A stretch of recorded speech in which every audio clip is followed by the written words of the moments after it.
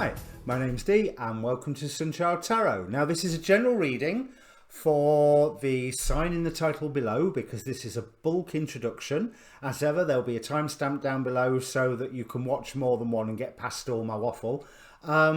Because I'd like you to watch your sun, your moon and your rising, especially rising. Sun and rising, most importantly, moon as well, because that can influence sort of the way that you're feeling, the more internal inside stuff. But anyway, on I think it's 30th of June, so Monday, the second of 3 Jupiter Pluto conjunctions go exact. So at the moment Jupiter is retrograde, so it's gone past Pluto, it's coming back again, it's going to go straight past, and then later in the year it's going to go past again and conjoin one last time. So we're in the middle of the story. I've already done the readings because I often think after I go through the zodiac readings, I normally do the intro first, then do the readings, and then I'm like, oh, I want to do an epilogue. I want to do a comment on the themes that I've seen coming out. So I thought, well, why not do the intro second? It's very much we are being tasked to work. We are taking things on board. Our roles are being made clear to us. And when I say that, they're being made clear to us by us or the planets, but it's not like it's getting imposed in from on high. It's all like activating soul contracts and all the hippie stuff, but you know, it's where you feel right, where you have the ability to take power in your own world and just work hard. We are all going to be working the land. Now, just a note, from Aries through till, I didn't realise until Sagittarius, so Aries through Scorpio, I got the houses sort of wrong. So unless you use an equal sign system and your sun, moon or rising sign is 24 degrees or past, where I said the first house, it would, where I said the second house, it would be the first. Where I said the third house, it would be the second, and so on and so forth. But I'm sure there was a reason for it because I sat down and I worked it out, and then somewhere along the line it got mixed up. So ignore what I say about houses in terms of the astrology, but don't ignore it in terms of the reading that I give you, because there will be a reason for it. There will be a reason that, you know, it's either not going to affect the reading at all, or it's going to help me shape the reading that I give to you. As a general reading rules apply. You know, roles can be reversed, timing's hardly absolute, and hey, this one's going to last us till, I think it's either October or December, the next conjunction. I can't remember off the top of my head. I think it's December. You can ask a question before this reading, so if you want to do that, pause the video, think about all the questions that are around you, be aware of all of them, pick one of them, focus on it to put energy into the process, and hopefully I will return that energy to you. And if I don't, the universe will somehow. I am not going to guarantee that your question gets answered, or that the question you choose is the one that gets answered, because the cards will answer what they want and not necessarily what you and I. So that's why I say be aware of all of the questions. Now, what I am going to do is read the symbols of this degree. So from inside degrees, 24 degrees something is the 25th degree of Capricorn. And in inside degrees, the image is a woman wearing a mask made out of butterfly wings. Now that immediately leads me to, okay, wearing a mask, adopting a role, hiding something, fighting crime, you know, because of course I would think that way. Butterfly wings, transformation, spirituality. You know, it's literally a mask composed of souls, which can be a good thing. I would hope it's a good thing. You know, it's like taking on board the qualities and the duties and responsibilities of civil rights campaigners who passed before us, or environmental activists who passed before us, whoever. So, a woman wearing a mask made out of butterfly wings, wrapped about in customary trappings, made to look and act the part superbly, programmed to do everything on cue. Taking yourself in hand and subordinating all other factors to ambition, power and worldly position, in a premeditated, systematic, super-orderly fashion, fitting the role. So good at this you fool yourself. The perfect wraparound setup of simply turning yourself into what everyone needs to see. There's definitely two ways you can interpret all of this. The perfect wraparound setup of simply turning yourself in is what everyone sees, yeah. But because there is so much manipulation and control in it, this can become highly corrupted. It all depends on the motivation. At best, you will become a viable role model for a given set of characteristics of an advanced kind to be embodied perfectly. But at worst, you will deceive and beguile and manoeuvre so smoothly that no one will know who you serve, who your master is, and where this all comes from at all. Now, Astrotheme says it is in an amphitheatre, an arrow is shot by an invisible hand. So it's taking aim, practice. It's the manoeuvring of spirit in your life. I could waffle for ages, especially that mask one. There is an element of fake it till you make it. There is an element of do not deceive yourself. There is an element of I can see that this needs to be done, and I can see that this is the person I need to be in order to get it done. So have a look at each reading, see what you think. Obviously, I'm going to ask you to like the videos if you do like them. Subscribe if you like what you see, because the subscribes and the like buttons really do help the video and the channel irrespectively, sorry. And comment, because it's always good to receive your feedback. Sometimes YouTube is a bit slow to alerting me that I have the comments, but you know, I will get back to you sometimes as late as 3 weeks later, but I try to do it quicker than that. I really do. But in the meantime, I think that's everything I've got to say. Oh yes, down below, details about the reading, obviously, details of how to contact me, and a link to a Facebook group where I post these videos and the astrology videos I watch, and various other things that I find of interest. So I don't really use the community tab, but one thing I would ask with this one also, I'm thinking about starting to do live streams, so let me know if you're interested in that. And obviously I'm still working on, although I haven't done any for a week or so, Chinese and Western zodiac combinations. So again, comment and let me know if there's any I need to put on my list. All right, I'll bring up the cards. And welcome Pisces Rising and Pisces Moon after the timestamp if you've just joined us. And if you are indeed Pisces Rising, then this is occurring in your 11th house, where the cosmos grants wishes, luck, friends and social occasions. And I will say that these cards are lovely. You know, we have apprehension about these, this particular conjunction and other conjunctions, but the majority of these readings have been overwhelmingly positive, bar I think Sagittarius. But we're starting with the King of Wands. Now, I was just thinking about how to describe why the King of Wands is my favourite card. So people say that the Emperor is the equivalent of all four kings put together. But being Major Arcana, and this is part of why I like the King of Wands, being Major Arcana, the Emperor is divine. You know, he's part of the major arcana.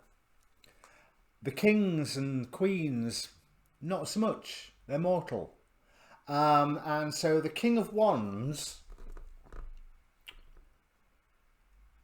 I see as magical because he's got a wand, you know. So go full on Harry Potter. King of Cups you could go that way with as well, I know, but let's just stick with the wand. He takes action, but he also has the wisdom to not just dive in blindly, but take action as and when required, and not necessarily just simply for the sake of it. He is a protector. He is secure and willing to share that security with others. He is the part of the emperor that is the responsibility for his citizens. That's the word I want looking for, citizens. So we're starting with the King of Wands, who can manifest, has the ability to manifest, can be stubborn when he wants. But here he seems quite benefic. He seems quite almost waiting, as if to say, okay then, show me what you can do. And I believe that the universe answers, because we're immediately got the Four of Cups straight after. And whereas I'm not getting the boredom element of the Four of Cups, and there's no hand of God on this particular Four of Cups, but there is that sense of divine guidance. There is the sense of dreams and spiritual urges forming a foundation, a structure. Four is foundation and structure. So it's almost like all the spirituality bits coming together and slotting together nicely, giving you that chance to raise up. We have the Ascension card here with the Two of Suns. Now the Two of Suns refers to, well, Alexander the Great, who cried when he'd conquered all the known world and realised that he didn't have any more known world left to go, according to legend. So I feel that there is a opening for something new, an opening for a new way for you to express your knowledge, your expertise, your power, your love, because there's that love element with the cups, in a way that is most beneficial. We've got the Sun card here at the end of this top row, the happy, happy, joy, joy card. The thing that brings life, brings growth, brings abundance. And this particular Sun, the young lad on it is heralding something or other. You know, he's on a horse with a flag going, hey, look at me. You know, so he's reminds me of the first line of the Oliver musical, good news, great news. And that's what I feel like he's coming ahead with. And the fact that his news is great is what causes the great effects from it. Now, as I say, you are going to be in motion. You know, you've got to a certain level and the universe has gone, okay, you've got that far. You want something new? Here you go. We have Six of Stars here, which is the dove returning from the promised land to the ark with the sprig of olive in her mouth. Right underneath that, we have Six of Swords going to a better place. And the very end of the reading here, we've got the Chariot card, that sense of motion. Now, that King of Wands here, Master of Flames here, so they're both King of Wands. But it's something where you are needing to express strength. But what is interesting about this Fortitude card, I was reading it, I mean, it is strength, but it's also the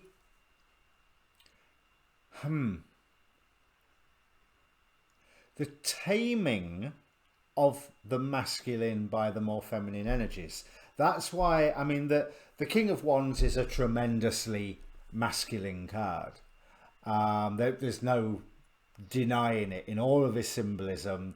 He goes, he does. But with the strength card there, it's both enhancing his strength, but remember I was saying he's sat here waiting. He's sat here saying, okay, come on, show me what you can do. So he's in that receptive, i.e. feminine nature, because he only acts when he needs to. But there is happiness in this. Look, a King of Wands, 10 of Cups, 10 of Chalices here. And there's two tens here, which is indicating completion. Now, there is a 3 of Swords at the bottom here, which is making me feel that there's a pain about home, because 10 of Pentacles right next to it. It's almost like there is a pain in leaving home. Now, that may mean that you're leaving home. Or it may mean that you're leaving a point of view where you've been very, very comfortable in for a long time. Or a philosophy that you've been really comfortable in for a long time. And all of a sudden you're getting planted somewhere where, because that's what I was saying about the 2 of Suns, is that it opens the doorway to somewhere where there are new victories to be had. So it's for, like Alexander the Great, it would be revealing to him a whole new world that he could then go and conquer. To give him that challenge, to keep that stimulation going. And it shows that if you're putting the work in, there will be a good harvest here. But it looks like the motion is to keep moving, not to be protective of what you've got, because what you've got is only a base. What you've got materially is only a base to put the spiritual aspect upon. But 4 of Coins on the bottom of the deck, 4 of Cups, as above so below. You have built this material platform, you know, the home base, whatever, resources, philosophy, book collection, whatever. And it is there as a springboard. Because, again, here, 10 of Crystals, with which is the same as 10 of Pentacles. Well, not quite the same, but syncretizes to the 10 of Pentacles. But with all these 10s, there's completion around, but there is the urge to move. And so if you have the option to move to a new thing, whether this is a new house, new job, new philosophy,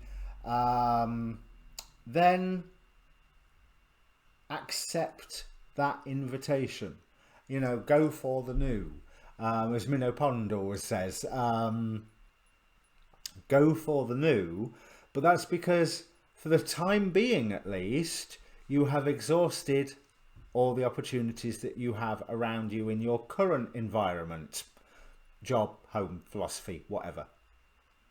But the energies here from the bottom of the deck, we have the Ace of Cups, that sense of love. Now, whether I'm talking eros or agape, it doesn't really matter. There's that sense of love, and I think love in the world. You know, the Ace of Cups can be the Holy Grail. We have the Sun card, just as we have mirrored in the reading. So, yeah, I've already said, happy, happy, joy, joy. The 10 of Crystals indicates that your home base will be fine. So even if it hurts to leave something, or you may feel it's hurting to bring something into the home.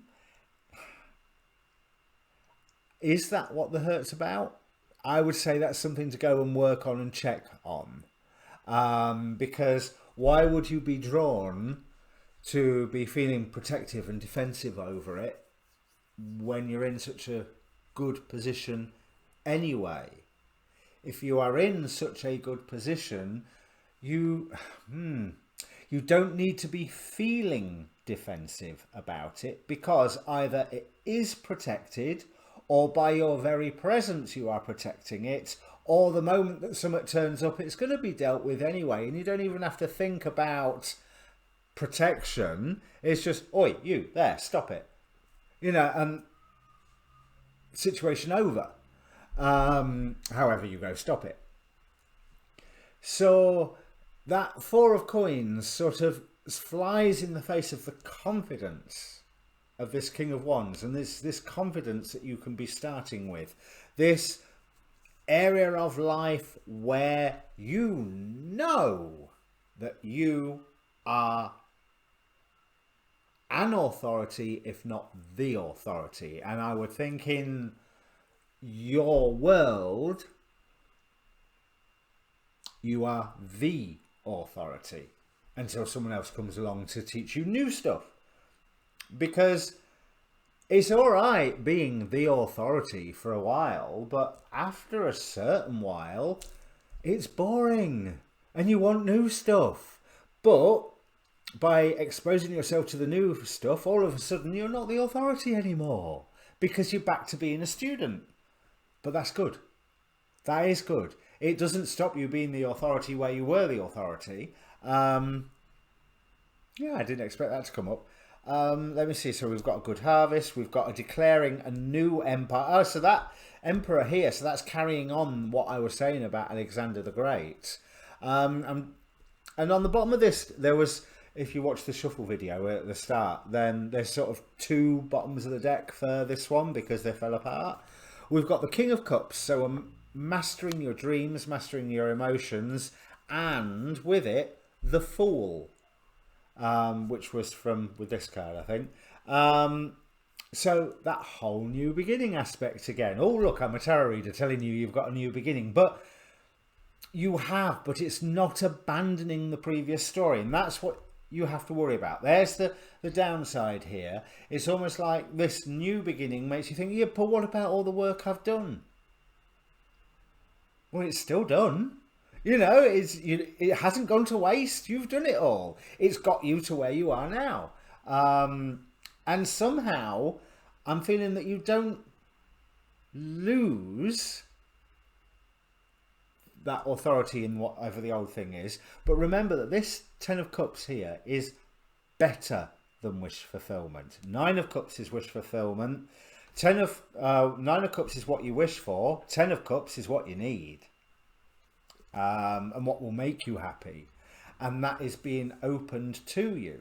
So even if you feel like you're sacrificing some of your authority, let it go, because it's not actually going anywhere. You know, it's still there. It's just maybe not right at the forefront at the moment because you're wandering into that more studenty phase. This is beautiful. This is really, really beautiful and relieving, since I'm a Pisces as well. There's nothing else that really I can see here. So if it means anything to you, Pisces, comment down below. I've no doubt given you the like, share, subscribe speech in the intro, which I'm about to go and film now I've done all 12 readings. And yeah, see you in your monthlies. Cheers.